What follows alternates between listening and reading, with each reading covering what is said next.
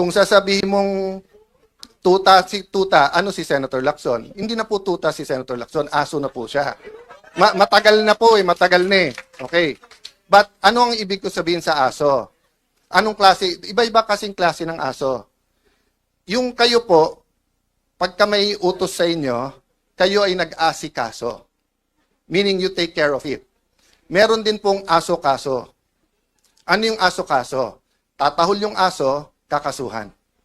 So kung makikita nyo po makikita nyo, ang usual procedure, kaya may affidavit o wala, ang witness itetest mo, huwag mong pababasahin ng affidavit.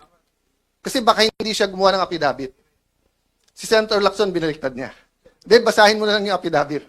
Hindi, sandali, payagan mo muna ang DOJ, kunin yung witness, gagawin yung affidavit. Pagbalik, basahin mo yung affidavit. Hindi po yun ang sistema. Nasaan yung mga abogado na kahit kakampi nyo sa Pinklawan, yung mga dean ng law school, nakita nyo rin yan eh.